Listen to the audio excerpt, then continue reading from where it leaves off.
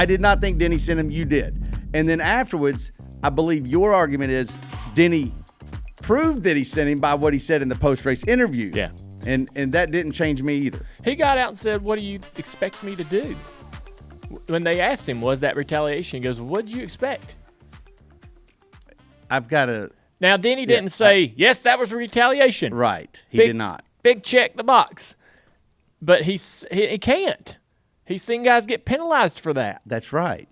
Right. I listen, again, Marty asked an open-ended question, or he asked a closed-ended question, a yes or no answer, and Denny gave an open-ended answer, which means broad strokes, and honestly, I think he wasn't talking about retaliation. What was he talking about? I think he answered that the only way he could answer that. What do you expect me to do? I think that they're talking about racing hard. And I've got proof. I've got proof of that. All right. I went back and did. Well, do you want to get into that? Do you want me to get into my argument on this yet? Go. Because I want you to have every opportunity, obviously, to state your case. Sure. I just got a few comments, but I want to hear how. I'm more interested in how you see this as not retaliation. Okay. First of all, I think that yesterday's comments that you set up in my office, I think you're wanting me to admit that I'm wrong on something and that you're right on it.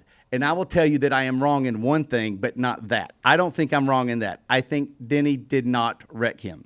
And the reason I don't think Denny wrecked him was two reasons. One, I don't think you're thinking about payback with less than 20 to go while you're racing for the win. I think you're thinking about how to win the race and who you're racing to win the race. And now you're the driver, I'm not. So listen, I'm just saying this is a theory here. I just don't think that people are thinking I'm going to pay him back right now, especially when you are both up in front of the field and you've got everybody behind you off of a restart. And I just don't think that that's crossing his mind. That's one. Number two is, if what Chase Elliott did to Corey LaJoie at Atlanta is not wrecking somebody, well, then Denny Hamlin certainly didn't wreck him, because what Chase Elliott did, and everybody was cool with, was that, hey, he just did what he had to do to win. And Chase ran that guy up the racetrack, even made contact, I believe. Did they make contact? I can't remember that part. Corey ran right in the back of him. Corey ran, but Corey wrecked himself. We all agree that Chase Elliott did not wreck another man to win that race. Right. And that was far more egregious than what Denny Hamlin did. What? I feel like I don't even think Denny Hamlin. I don't think Denny Hamlin even touched him.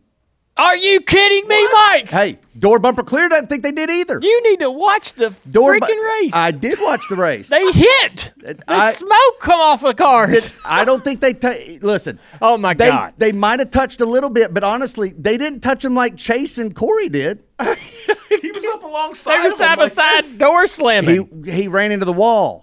And I'm not. Look, maybe he touched it. Listen, all right, I will concede that point. It still doesn't change my point, though. It doesn't. Don't get distracted on that, because I'm saying.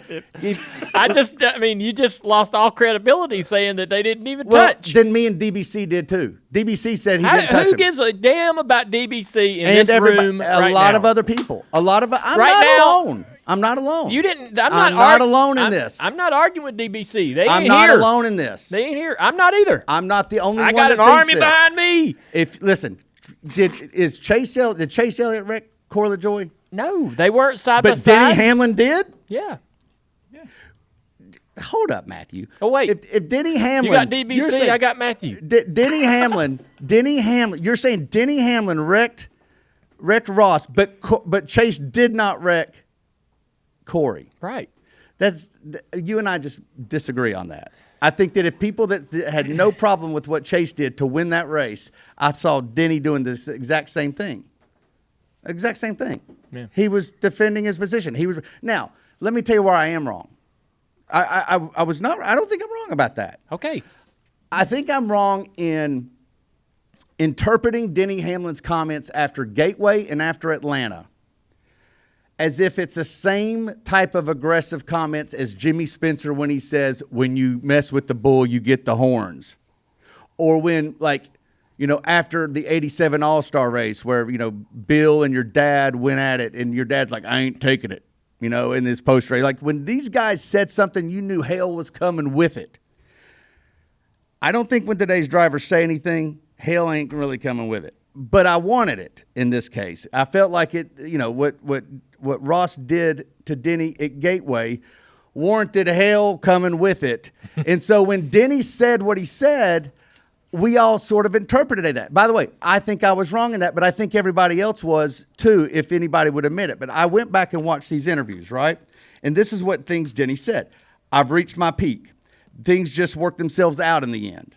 We certainly aren't cutting any breaks going forward. As a driver, you make decisions, and sometimes you pay for those decisions. If you think about it, Denny did exactly what he said in those things. I went and looked back at both of those post-race, comments, and I think it's possible that we were all both right in this regard. Denny backed up his words, those words specifically, and it wasn't a retaliatory wreck because Denny actually never said that he was going to go pay him back in this big pyrotechnic, obvious, retaliatory, hook 'em on the straightaway type thing. We all sort of wanted it, and I certainly interpreted that in the previous episodes, and I'm like, they ain't going to do a dang thing.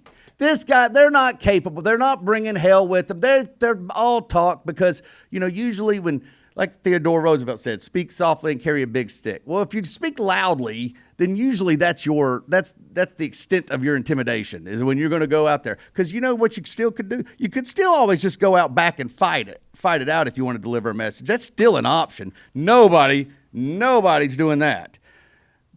So they go talk big on TV. I don't think Denny actually talked nearly as big as what we thought or hoped, and that's certainly I'm putting myself at the top of that list. So I think I was wrong. I think Denny deserves the credit in that he said he was going to race him hard. He was going to race him hard. He said it literally. He goes, we're certainly not cutting each other any breaks. That's exactly what Denny did in Pocono. He did not cut him any breaks. All right. I think that Denny exited the corner without any regard for Ross being on his outside. So if after Ross has hit the wall, if you see Denny's corner exit, he's coming off the corner whether Ross is there or not, out to the wall. And hip on the way by, or as they're exiting the corner, he hip checks Ross. He's up the racetrack higher than anyone else that's run off the corner. Nobody hit the wall off turn 2 all day long on a restart. Nobody got hip checked or ran into all day long. Fair, yeah. And so I think that Denny had Ross in a perfect position to retaliate against everything that Ross has done. He basically put the decision in Ross's hands. It's like you're either lifting or you're going in the fence. That's right. And it was retaliation with a scalpel, not a hammer. That was a funny comment that you said on DVC. That was a surgical, clever, veteran move, whereas you'll see a young guy such as Gregson use a big hammer and turn a guy on a straightaway. Right. This is how a 41-year-old with nearly 60 NASCAR wins retaliates. And he doesn't go into the media and say, I'm going to turn this guy on the straightaway at Darlington 2 weeks from now. Y'all be ready. And he does think about it with 20 laps to go. I know guys that have turned people on the last lap of a race. Expand on that. He's thinking about Gateway. You're saying he is thinking about Gateway in Atlanta with 20 laps to go at Pocono. Absolutely. But you're saying he's not thinking about, I'm leading this race. He's not leading it. Where was he? He was trying to pass Ross for the lead. Okay, he's on the front row? Is he on the front row? I don't think he started that restart on the front row. He might have, but I think the 18 did. Do we know? Do not know that. I'll look it up. Yeah.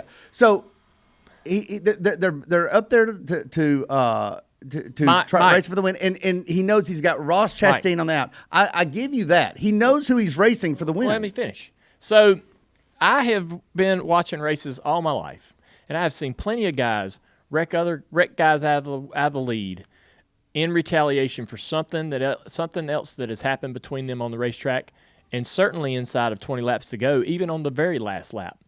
I have seen guys get wrecked because of past history and that, feuds that carry on. Denny and give me an example. Oh, God dang, Mike, I have fucking lived this my whole fucking life. So you can't think of one example? Why you got to cuss? Don't cuss. Well, It's a fair question. I'm just asking. I'm Well, trying to get to your side here. All right, give me 5 minutes. I'll Google a fucking example. Or we can ask them. Look, all right. If you don't have one, then fair. Just say that. You don't have to get upset. Well, you know that's bullshit to put I somebody don't. on the point. No, you've. Okay, I didn't mean to ask a question to you about something you just made a truth claim, and so I'm trying to understand your side here. All right. Okay, that's it. I'm just trying to understand where you're coming from. You've been watching races your whole life, and you do see people wreck each other out of the lead because of aggression over something in the past. That's never happened in our sport. You're saying it's happened. I don't. You know more than I do. You're telling me drivers don't think about it with 20 to go. I'm saying that I don't think Denny Hamlin was sitting there retaliating over that. You don't think Denny Hamlin knew who was beside him? I do think he knew who was beside him. You got to listen to me. That's what I said. I know exactly. You don't think he ran up the track? I think he ran up the track You don't think they hit? the way Chase Elliott did. No, Chase and them weren't side by side. Well, they The ran seven- up. Hold up. They ran up the track to defend and to eliminate the real estate for them to race. He forced a decision on Ross. This is what he did. He forced a decision because he knew the guy on the outside was incapable of lifting. They hit. Okay, they hit. Okay, that's debatable, but okay. Ross that's fine. hit. Ross went into the fence. And he went into the fence. Did We're saying did the he same steer thing. his car into the wall? It would seem so, didn't No, it? I think he lost control after the contact. Well, that's not what Kyle Petty said. What the has Kyle Petty got to do with this? He was at the same race that you were at and observed the same exact thing. Listen. I'm just saying. I'm not alone. You're. Here's why I bring up Kyle Petty or I BBC get or that anybody you're else. not alone. Listen, but you're sitting there making it like I am lost my mind if I don't think that they made as much contact or this, that, and the other. But I'm like I'm not alone in that. I mean, other people don't think that either. that's not an argument. Well, it's a response to you trying to tell me that, like, you look, you've said I've lost all credibility. You're saying that my points don't matter, and I'm like, that's not. Well, you didn't even think they hit, Mike. I would like to see a replay. I'm sending it to you right. I'm sending it to you right now. Can we watch it together? Yes, yes. Okay, we're all going to watch it together. Touch right there. Slight touch there. There's a touch. It's slight touch again. I mean, listen. I look. I can see it. They absolutely they touch right there, side by side. They touch, and then he lost. But now I'm conceding that you're not gonna tell me that he ran out of room. You're not gonna say he hit the wall because of the contact, though. That clearly Denny went up. Yeah, which proves Dale's point. Well, he just said that he wrecked because of the contact. Yeah, not because exactly. He ran out of the. Denny I'm drove saying- his butt up to the wall. They did wreck because of the contact. A guy can't drive his race car if he gets run into. He Mike. got into the contact. The contact was made because Denny forced him up. I mean, he ran up. Yeah. Yeah, Denny ran into his So, left side. Okay, so where does that leave us? I mean, okay, so we Now can see the it. So discrepancy is the opinion on if it was intentional or not, because we all agree now that there was contact made. Now just a discrepancy, and it's just opinion. So let me ask you guys this. Let me ask you this, and you can weigh in. Yeah. If you change the cast, if you change the characters who are in those front two cars, and you see this exact same thing play out, what do you call it? Do you call it a wreck or do you call it a racing deal? If it's Chase Elliott and Corey LaJoie, That's a good point. Or if it's anybody else, what is that? Is that, oh, well, there damn sure was a vermin, and they had, we don't know what it was, but he definitely was getting him back for something. Like that was an egregious wreck. Is that what you would say to that? If you're looking at me, you bring up a good point, but What would you say? but knowing that it was Denny, Are we you wrecked him. changing the cast for If the that past? was not Denny and Ross, I'm just saying, take an objective look at There's that no car, past. and if there's no past, and those are different characters. Say it's, I would say Kevin Harvick and I would say that Denny broke a code, or whoever's on the inside, driver broke driver code and ran him out of real estate, ran him in the wall.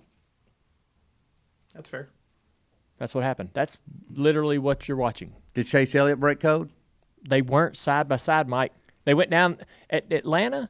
Chase was car lengths ahead of the 7 car going into turn 1. And he threw a block. LaJoie is drafting up on him like you might at Talladega and Daytona, and the 9 car went high.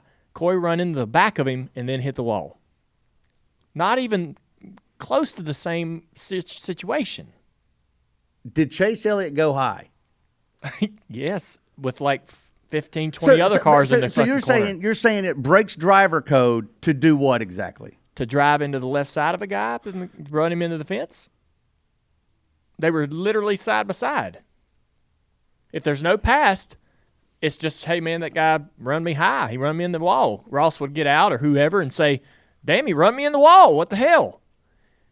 But since they have history, Denny was somewhat, in a position to owe him one. Ross gets out and goes, I deserve that. Maybe even more. Well, yes, he did. Of course, look, what these guys said after the race, I think, just confirmed my point, not yours. It confirmed both of ours. Look, what did I tell you? I feel like what did I tell you I was wrong at? In taking Denny did exactly what Denny said he was going to do. I don't care about that. Well, I'd rather you admit that you're wrong about the retaliation part. Well, I'm not going to. Denny's smart. Because that's a difference of opinion. Denny's smart. He saw an opportunity to take. I think Denny does the same thing to anybody. Anybody he's choosing to race hard. No, he does not. Anybody he's choosing to race hard for a win. He doesn't do the same thing to anybody. Okay, you he think had that chance all day long. He was beside several race cars off of turn 2. Not one time did he run anybody into the wall.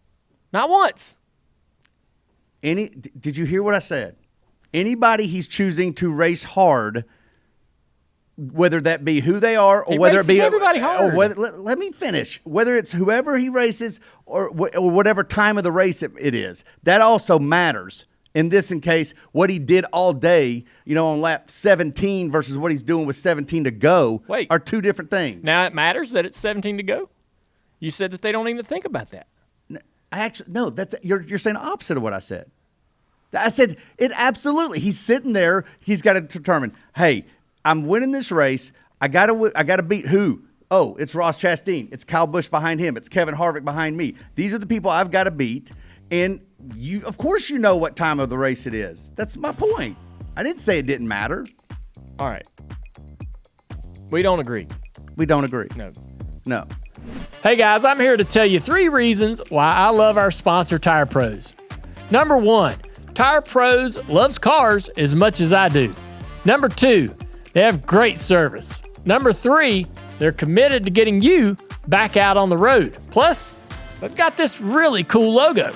Dale, that's 4 reasons. And they have over 600 locations, 24/7 roadside assistance, a great selection, and a best-in-class tire warranty. Tire Pros, love the drive.